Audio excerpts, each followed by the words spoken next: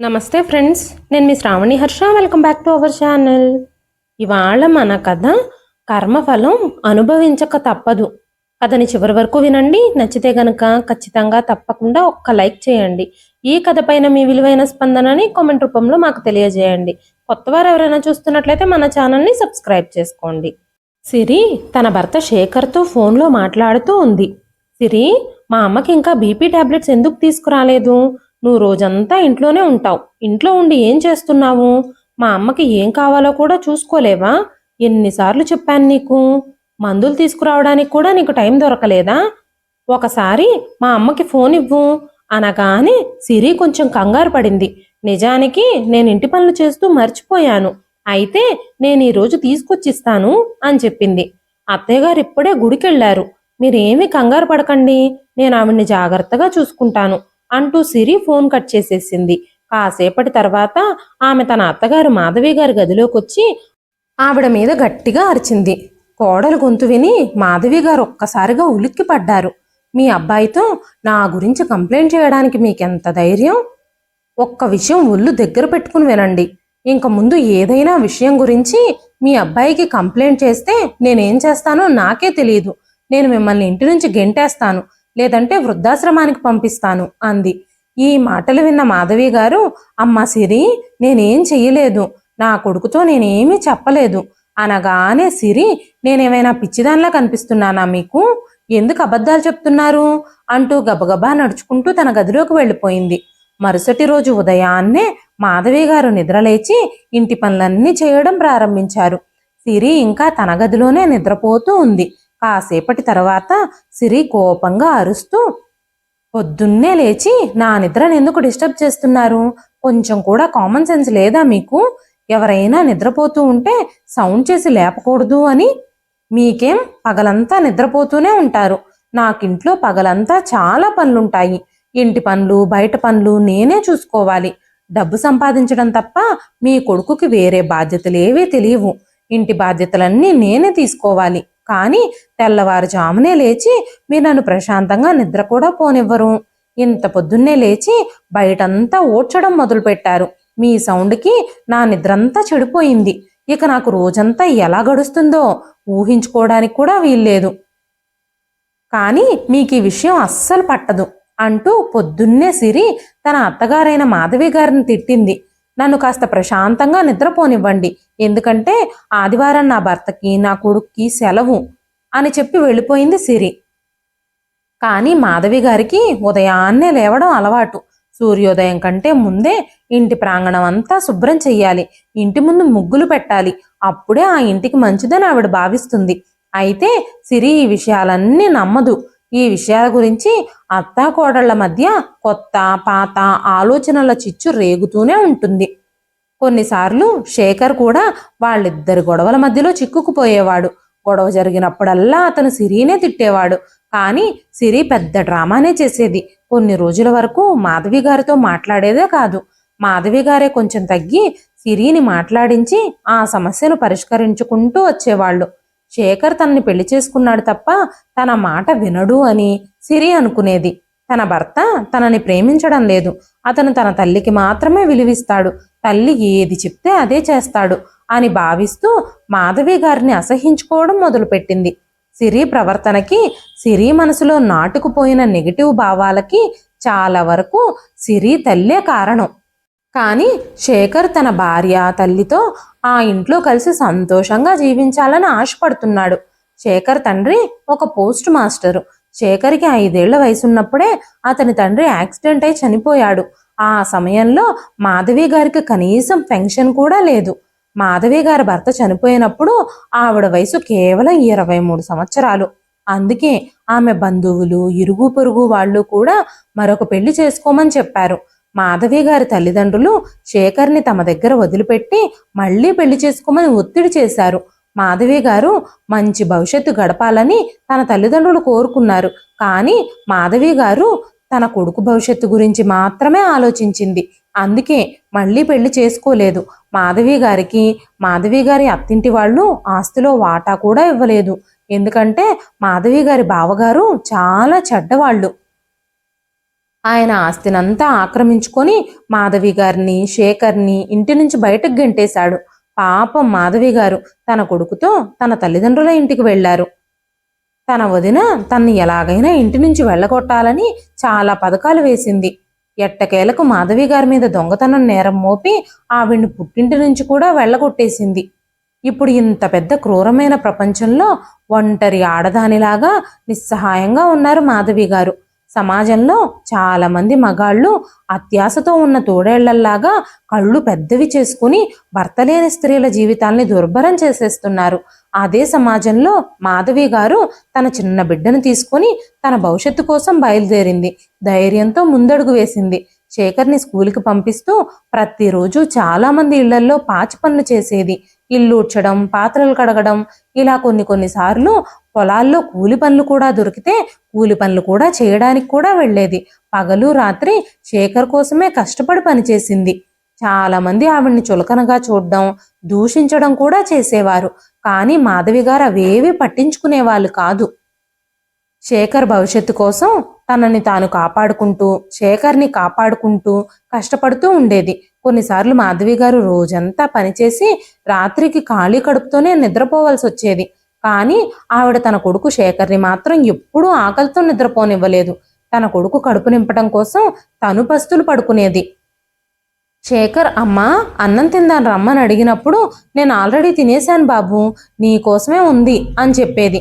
పాపం శేఖర్ చిన్నవాడు కదా, నిజంగా అమ్మ భోజనం చేసేసిందో లేదో శేఖర్కి తెలిసేది కాదు. కానీ ఇప్పుడు పెద్దయ్యాక ఆ కాలమంతా శేఖర్ కళ్ళ ముందు సినిమాలా కనిపిస్తుంది. కన్న బిడ్డ కోసం ఒక తల్లి ఎలాగైతే తన ఆనందాన్ని గొంతుకోసి చంపేసిందో, ఈ రోజు తన కొడుకుని ఎలా ఒక గౌరవప్రదమైన స్థాయికి తెచ్చిందో, ఈ విషయాలన్నీ శేఖర్ కళ్ళ ముందు కనిపిస్తూనే ఉండేవి. శేఖర్ ఈరోజు ఒక మంచి వ్యాపారవేత్త అయ్యాడు. కానీ శేఖర్ భార్య సిరి మాత్రం భర్త ఇష్టం పట్టించుకునేదే కాదు.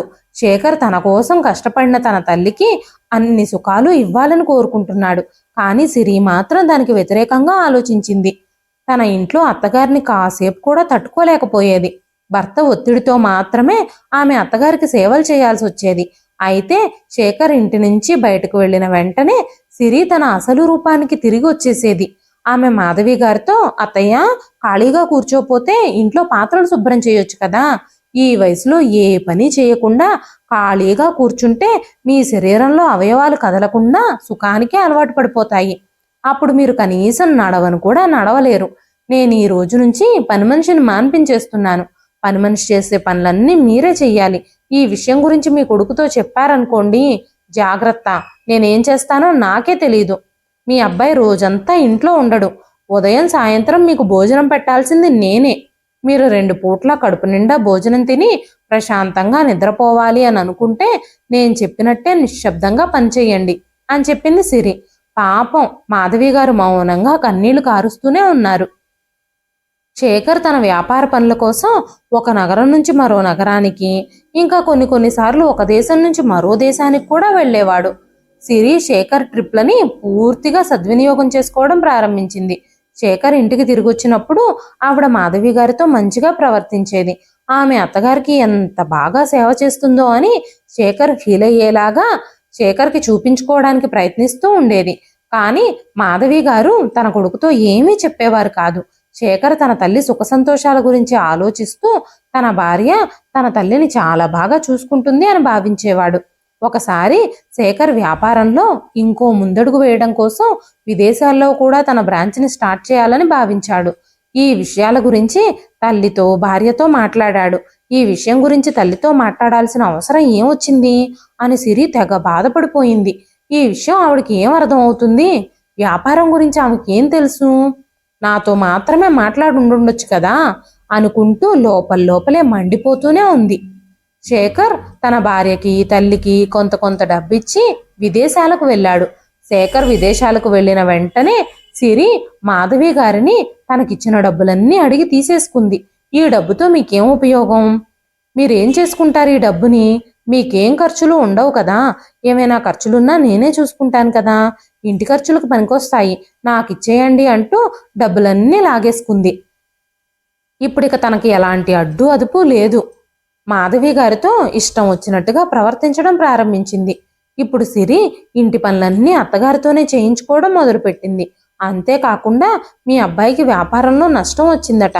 అందుకే ఖర్చులకి నెల నెల డబ్బులు పంపించడం లేదు అని చెప్పి అత్తగారిని వేరే వాళ్ళ ఇళ్లలో కూడా పనులకు కూడా పెట్టింది.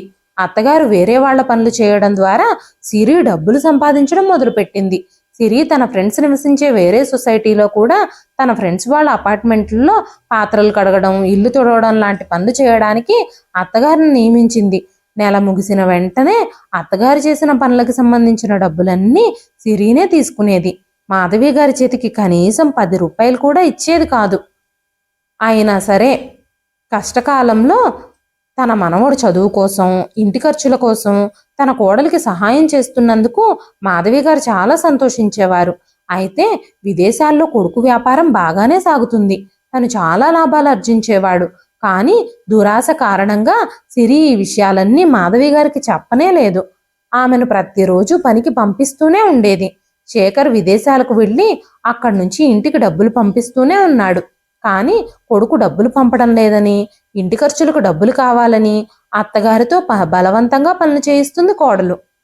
శేఖర్ విదేశాల నుంచి తిరిగి వచ్చేసిన తర్వాత కూడా శేఖర్ వ్యాపార పనుల నిమిత్తం ఉదయం ఆఫీస్కు వెళ్ళి రాత్రికి ఇంటికి తిరిగి వచ్చేవాడు. దాంతో సిరికి ఎలాంటి అడ్డు అదుపు లేకుండా పోయింది. మాధవి గారిని తన సమయానికి పనికి పంపుతూనే ఉండేది. అయితే ఒకరోజు శేఖర్ తన తల్లి కోసం ఒక కాస్ట్లీ పట్టుచీర తెచ్చాడు. అమ్మా, నువ్వు ఈ చీర కట్టుకుంటే ఎలా ఉంటావో చూడాలని నాకు చాలా కోరికగా ఉంది. అందుకే నీ కోసమే ఈ చీర తీసుకొచ్చాను అని చెప్పాడు. అంతకంటే ముందే శేఖర్ సిరి కోసం తనకు నచ్చిన చీర కొనిచ్చాడు. కానీ మాధవి గారి పట్టుచీర చూసి సిరి కోపం ఆకాశాన్ని తాకింది. ఆమె గుండెల్లో మంట మొదలైంది. కానీ ఆ సమయంలో ఏమీ మాట్లాడలేదు. మాధవి గారు తన కొడుకుతో, బాబు శేఖర్, నా కోసం ఇంత ఖరీదైన చీర ఎందుకు తెచ్చావు?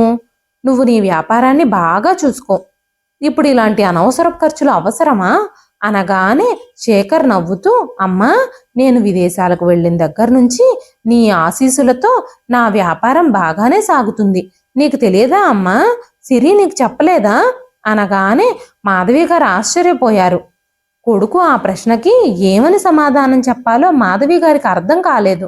ఎందుకంటే తన కోడలు కొడుకు వ్యాపారంలో విపరీతమైన నష్టాలు ఎదుర్కొంటున్నాడని, ఇంటికి డబ్బు కూడా పంపించడం లేదని అత్తగారికి చెప్పి తనని వేరే వాళ్ళ ఇళ్లలో పనికి పంపుతుంది. కోడలికి మనవడికి కష్టకాలంలో సహాయం చేయాలనే ఉద్దేశంతో ఓపిక లేకపోయినా మాధవి గారు చాలా బాధపడుతూనే ఆ పనులన్నీ చేస్తున్నారు. నిజం తెలుసుకున్న మాధవి గారు చాలా బాధపడ్డారు. కానీ కొడుకుతో ఏమీ చెప్పలేదు. ఏమీ మాట్లాడకుండా మౌనంగా నిలబడ్డారు. వెంటనే సిరి వచ్చి, అత్తయ్యతో నేను చెప్పానండి, కానీ అత్తయ్య గారికి ఇప్పుడు వయసు పెరుగుతుంది కదా, అత్తయ్య గారు అప్పుడప్పుడు కొన్ని విషయాలు మర్చిపోతున్నారు. వయసు పెరిగే కొద్దీ ఆవిడకి మతిమరుపు కూడా పెరుగుతుంది అని చెప్పింది సిరి. మాధవి గారికి ఆ సమయంలో అంతా అర్థమైంది. అదే సమయంలో మాధవి గారు తన కొడుకుతో అన్ని విషయాలు చెప్పేయాలనుకున్నారు. కానీ కోడలు ఆవిడ వైపు చూసి కళ్ళతో సైగలు చేసి మౌనంగా ఉండమని సంకేతాలిచ్చింది. సిరి తన గురించి కొడుకుతో కంప్లైంట్ చేస్తే తన కొడుకు సంజుని తీసుకొని తన పుట్టింటికి వెళ్ళిపోతానని చాలాసార్లు మాధవి గారిని బెదిరించింది. అందుకే మాధవి గారు తన కొడుకు కాపురం నాశనమైపోకూడదని, వాళ్ళిద్దరూ ప్రశాంతంగా ఉండాలని ఆవిడ మౌనంగా ఉండిపోయింది. మాధవి గారు ఏమీ చెప్పకపోవటంతో అంతా బాగానే జరుగుతుందని శేఖర్ భావించాడు. తన తల్లిని భార్య చాలా జాగ్రత్తగా చూసుకుంటుందని శేఖర్ అనుకునేవాడు. శేఖర్ ఇక తన వ్యాపార పనులను చూసుకోవడం మొదలుపెట్టాడు. శేఖర్ బయటకు వెళ్ళిన తర్వాత మాధవి గారు సిరితో, అమ్మా, ఇప్పుడు వ్యాపారం అంతా బాగానే ఉంది కదా, నా కొడుకు ఇప్పుడే చెప్పాడు వ్యాపారం లాభాల్లోనే నడుస్తుందని. ఇప్పుడు ఈ ముసలి ఎముకల్లో కూడా చాకరీ చేసే బలం లేదు. అందుకే నేను ఇక వేరే వాళ్ళ ఇళ్లల్లో పనులు చెయ్యలేను. అందరికీ ఫోన్ చేసి ఈ రోజు నుంచి నేను పనికి రాలేనని చెప్పేశాయి అని చెప్పగానే సిరికి అత్తగారిపై చాలా కోపం వచ్చింది. మీరేం మాట్లాడుతున్నారు? నెల కూడా పూర్తి కాలేదు. ఇప్పుడు మానేస్తే అందరూ నన్ను ఏమంటారు? కనీసం ఈ నెల పూర్తయ్యే వరకైనా పనికెళ్ళండి అని చెప్పగానే, నెల పూర్తి కాకపోతే ఏమవుతుందమ్మా? మహా అయితే ఈ నెలకి వాళ్ళు నాకు డబ్బులు ఇవ్వరు. అంతకంటే ఏం చేస్తారు? ఇప్పుడు మనకి డబ్బుకి ఎలాంటి ఇబ్బంది లేదు కదా. నేను చాలా రోజుల నుంచి ఆస్తమాతో బాధపడుతున్నాను. చాలా బలవంతం మీద మన కుటుంబం ఇబ్బందుల్లో ఉందని నేను ఈ పనులన్నీ చేస్తున్నాను.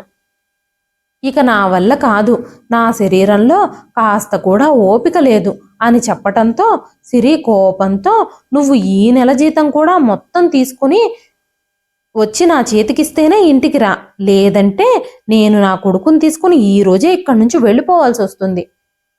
నేనిక తిరిగి రానే రాను అని చెప్పగానే మాధవి గారు బలవంతంగా చేసేదేం లేక పని చేయడానికి వెళ్లారు. ఆవిడ పనికి వెళుతూ ఉన్నప్పుడే దారిలోనే స్పృహ తప్పి పడిపోయారు. ఆవిడ కింద పడిపోయినప్పుడు తన తలకి ఒక రాయి తగిలి పెద్ద గాయం కూడా అయ్యింది. దారిలో వెళుతున్న ఎవరో చూసి అంబులెన్స్కి ఫోన్ చేసి ఆమెను ప్రభుత్వాసుపత్రిలో చేర్పించారు. తలకు గాయం కావటంతో మాధవి గారు గతమంతా మర్చిపోయారు. ఆవిడకి స్పృహ వచ్చిన తర్వాత అక్కడున్న డాక్టర్ ఆవిడ్ని పేరు వివరాలు అడగాలని చాలా ప్రయత్నించారు. ఎన్ని ప్రశ్నలు అడిగినా ఆవిడొక్క ప్రశ్నకు కూడా సమాధానం చెప్పలేకపోయారు. ఎందుకంటే ఆవిడకి ఏమీ గుర్తులేదు. తన పేరు కూడా చెప్పలేకపోయారు మాధవి గారు. ఆ గాయం తగ్గే వరకు మాధవి గారిని హాస్పిటల్లోనే ఉంచి ఆ తర్వాత డిశ్చార్జ్ చేసేశారు. అయితే మాధవి గారికి గతం గుర్తు లేకపోవడంతో తను ఎక్కడికి వెళ్లాలో అని తనకు అసలు అర్థమే కావడం లేదు. తన పేరు గాని, తన కుటుంబ సభ్యుల గురించి గాని, తనకు ఒక కొడుకున్నాడని గాని ఒక్క విషయం కూడా తనకేమీ గుర్తులేదు. రోజుల తరబడి అదే హాస్పిటల్ వరండాలో అక్కడక్కడే తిరుగుతూనే ఉంది. మరోవైపు శేఖర్ తన తల్లి గురించి అడిగితే సిరి గుడికని వెళ్లారు, తిరిగి రానే లేదు, ఆవిడెక్కడికి వెళ్లారో ఏం జరిగిందో నాకు తెలియదు అని చెప్పింది. శేఖర్ తన తల్లి గురించి వెడకడానికి ఎంతో ప్రయత్నించినా మాధవి గారి ఆచూకీ దొరకనే లేదు. పోలీస్ కంప్లైంట్ కూడా ఇచ్చాడు.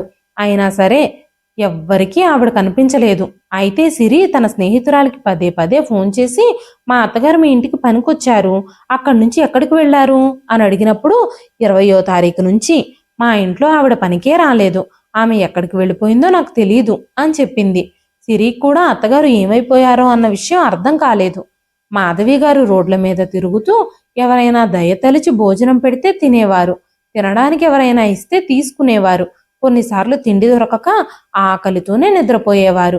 కానీ శేఖర్ రోజు తన వ్యాపారం పని మీద బయటకు వెళుతున్నాను అని సిరితో చెప్పి తన తల్లిని వెతకడానికి బయటకు వెళ్ళేవాడు. పగలు రాత్రి మాధవి గారి కోసం వెతుకుతూనే ఉన్నాడు. తన తల్లి ఎక్కడికి వెళ్ళిపోయిందో, ఎక్కడుందో, ఎలా ఉందో అని శేఖర్కి బెంగగా అనిపించింది. కానీ సిరి మాత్రం ఈ వృద్ధాప్యంలో నేను ఆవిడకి సేవ చేయక్కర్లేదు అని హ్యాపీగా ఫీల్ అయింది. మరోవైపు శేఖర్ తన తల్లి కోసం వెతుకుతూనే ఉన్నాడు. ఒకరోజు శేఖర్ ఒక హోటల్లో కూర్చుని టీ తాగుతూ ఉన్నప్పుడు అదే సమయంలో ఒక మహిళ తన చిన్న పిల్లాడిని తన ఛాతికి హత్తుకొని పాత చిరిగిన బట్టలతో ప్రజలను డబ్బులు అడుక్కుంటూ ఉంది. ఎవరైనా జాలిపడి 5 రూపాయలు 10 రూపాయలు ఇచ్చేవారు. ఆవిడ శేఖర్ ముందు కూడా చెయ్యి చాపినప్పుడు శేఖర్కి తన బాల్యం గుర్తొచ్చింది. తన అమ్మ కూడా తనని అలాగే తన ఛాతికి కౌగిలించుకొని పనులు చేస్తూ ఉండేది. తన కోసం తన తల్లి చాలా అవమానాలు భరించాల్సి వచ్చేది. అయితే ఆ సమయంలో తను చిన్నగా ఉండడం వల్ల తనకి పెద్దగా అర్థమయ్యేవి కావు. కానీ ఈ రోజు తన కోసం తన తల్లి ఎంత త్యాగం చేసిందో తను అర్థం చేసుకోగలుగుతున్నాడు. ఆవిడ్ని చూడగానే శేఖర్కి తన తల్లే గుర్తొచ్చింది. వెంటనే ఆ మహిళని సమీపంలోని హోటల్కి తీసుకెళ్లాడు. అక్కడ తనకి తన కొడుకుకి భోజనం పెట్టించాడు. తనకేమైనా అవసరమైన వస్తువులు కొనుక్కోమని ఆ అమ్మాయికి కొంత డబ్బు కూడా ఇచ్చాడు. ఆ మహిళ ఆనందంగా శేఖర్కి చాలా ఆశీర్వాదాలిచ్చి అక్కడి నుంచి వెళ్ళిపోయింది. శేఖర్ తన తల్లి కోసమే ఆలోచిస్తూ ఏడుస్తూ కూర్చున్నప్పుడు ఒక వృద్ధురాలు శేఖర్ దగ్గరకొచ్చి చెయ్యి చాపి తినడానికి ఏమైనా ఉంటే ఇవ్వమని అడిగింది. 3 రోజులుగా ఏమీ తినలేదని, ఆకలిగా ఉందని చెప్పటంతో ఆ వృద్ధురాలి గొంతు విని ఈ గొంతు తెలిసిన గొంతులా ఉందే అనుకుంటూ కన్నీళ్లు తుడుచుకొని వెంటనే ఆ ముసలావిడ వైపు చూశాడు శేఖర్.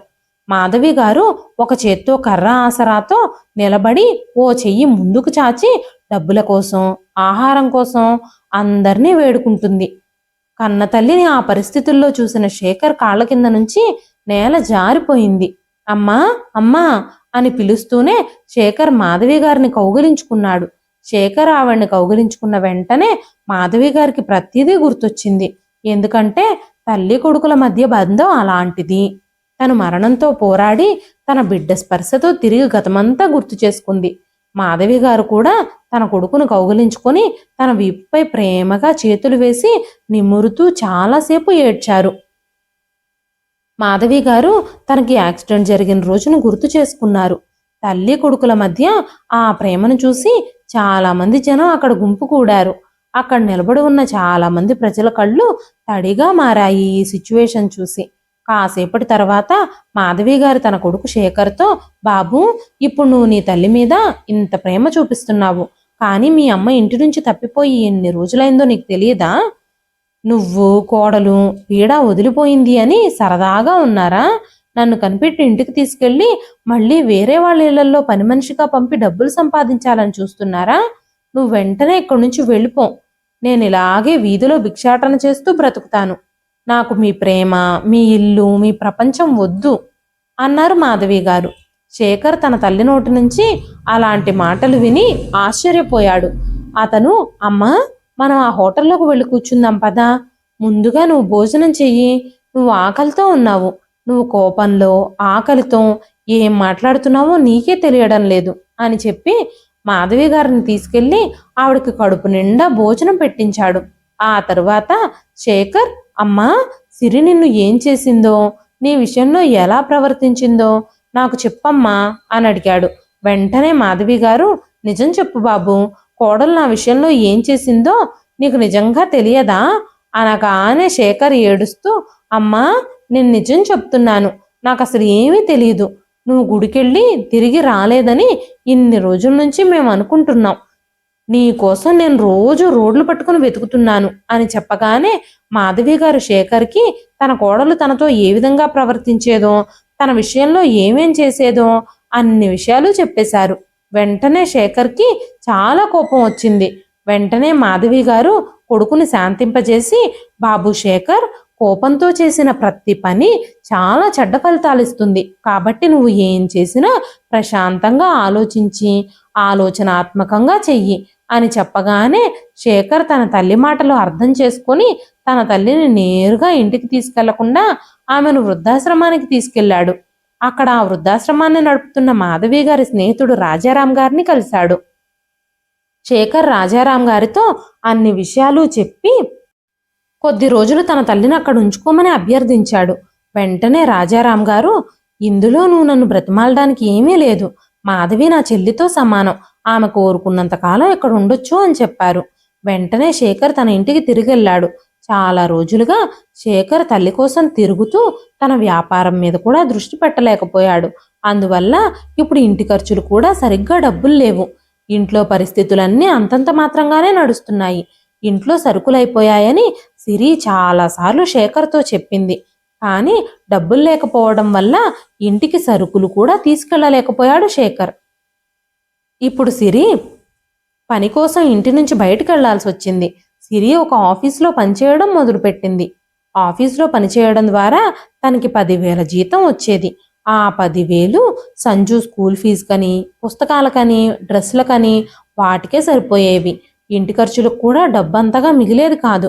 ఇప్పుడు సిరి తన అభిరుచులను నెరవేర్చుకోవడానికి డబ్బు ఖర్చు పెట్టలేకపోయేది. ఎందుకంటే ఆమె దగ్గర అంత డబ్బు లేదు. మరోవైపు మాధవి గారు వృద్ధాశ్రమంలో ఇతర మహిళలకి కుట్లు, అల్లికలు, ఎంబ్రాయిడరీ పనులు నేర్పించడం మొదలుపెట్టారు.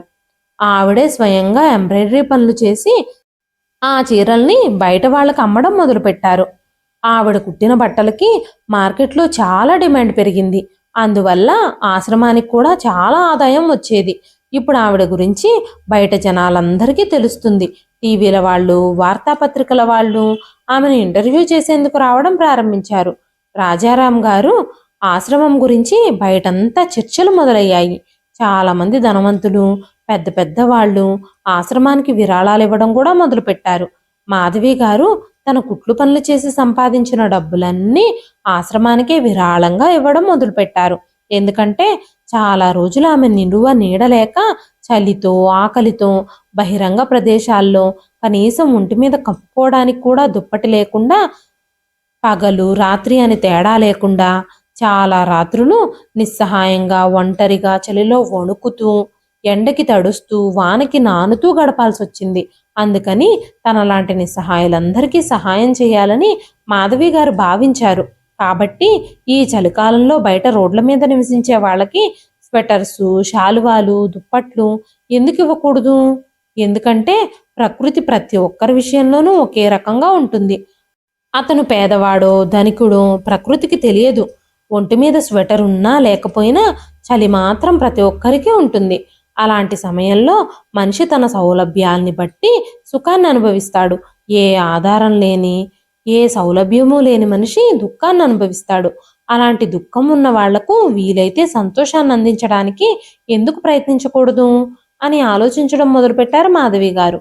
ఆ ఆలోచనని ఆశ్రమం మేనేజర్ అయిన తన స్నేహితుడు రాజారాంకి చెప్పగానే ఆయనకు కూడా ఆ ఆలోచన చాలా బాగా నచ్చింది. మాధవి గారి ఆలోచన ఆశ్రమంలోని వృద్ధులందరికీ నచ్చింది. అందరూ ఆవిడ ఆలోచన విని గట్టిగా చప్పట్లు కొట్టి ఆవిడని అభినందించారు. మాధవి గారు వృద్ధాశ్రమంలో ఉన్న మహిళలందరితో కలిసి రోడ్లపైన నిస్సహాయంగా చలిలో వణుకుతూ ఉన్న చాలా మందికి స్వెటర్సు, శాల్వాలు, దుప్పట్లు పంచిపెట్టాలని నిర్ణయించుకున్నారు. అక్కడ ఒక గ్రాండ్ పార్టీని ఏర్పాటు చేశారు. దీంతో చాలా మంది పేదవాళ్ళు అక్కడికి వెళ్ళి భోజనం చేసి స్వెటర్లు, శాల్వాలు బహుమతిగా తీసుకొచ్చుకోవచ్చు. సిరికి కూడా ఈ విషయం తెలియడంతో ఆమె బిచ్చకాళ్ల వరుసలో నిలబడి స్వెటర్లు, శాల్వాలు తీసుకోవాలని ఆశపడింది. అదే సమయంలో రాజారాం గారు వేదిక మీద నిలబడి, ఇంతమంది పేదవాళ్ళకి మేము సహాయం చేయడానికి ఒక వ్యక్తే కారణం. ఈ రోజు ఆమె లేకపోయి ఉంటే మీ ముఖాల్లో ఈ సంతోషం కనిపించేది కాదు.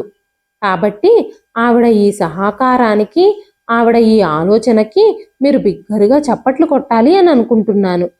కానీ ఆవిడ ఈ సమయంలో ఇక్కడికి చేరుకోలేకపోయింది. ట్రాఫిక్లో ఇరుక్కుపోయి ఉండొచ్చు. మీరందరూ భోజనం చేయండి ఈ లోపు ఆవిడ ఇక్కడికి వచ్చేస్తారు. మీరందరూ ఆవిడని చూడొచ్చు అని చెప్పగానే అక్కడ ఉన్న వాళ్ళందరూ పెద్దగా చప్పట్లు కొట్టారు. ఆ వ్యక్తి ఎవరో తెలుసుకోవాలని అందరూ చాలా తహతహలాడారు.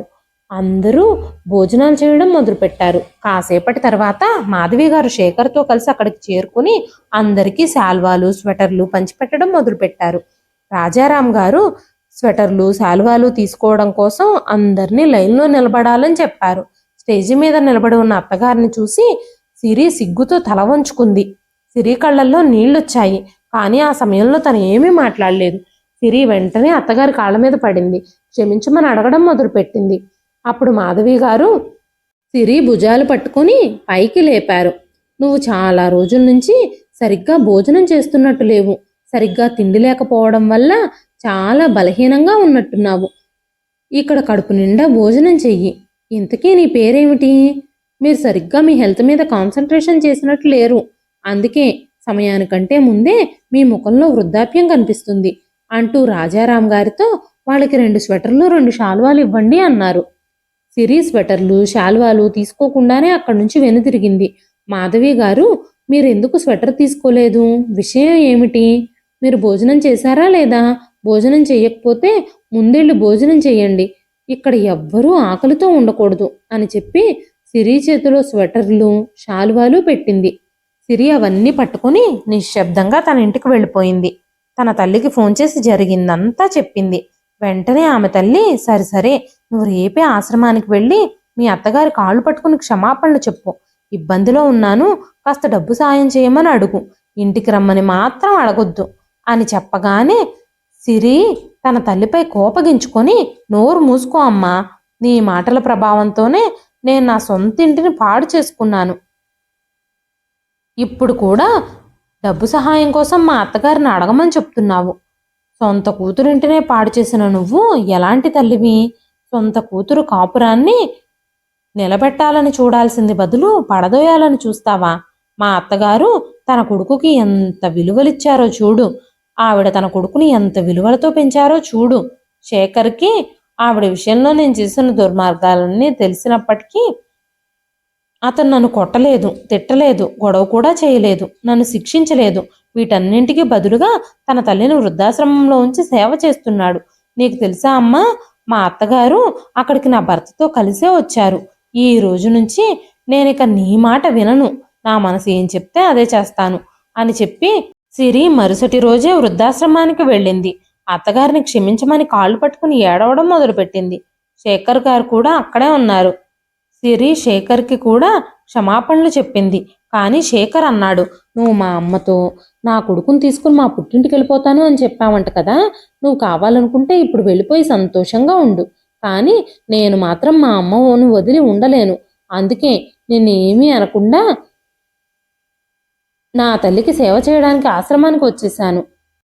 రేపు నీకు కోడలొస్తుంది. తను కూడా నీ విషయంలో అలాగే చేస్తే నీకెలాంటి ఇబ్బంది కలగకుండా ఈ ఆశ్రమంలోనే నువ్వు ఉండడానికి అన్ని ఏర్పాట్లు చేశాను అని చెప్పగానే సిరి కన్నీళ్లతో శేఖర్ని కాళ్ళు పట్టుకుని క్షమించమని అడిగింది. కానీ శేఖర్ తనని క్షమించడానికి సిద్ధంగా లేడు. తన అత్తగారిని క్షమించమని చాలాసేపు ప్రాధేయపడింది. రాజారాం గారిని కూడా కాళ్ళు పట్టుకుని బతిమాలింది. కానీ ఎవ్వరూ ఆమెని క్షమించడానికి సిద్ధంగా లేరు.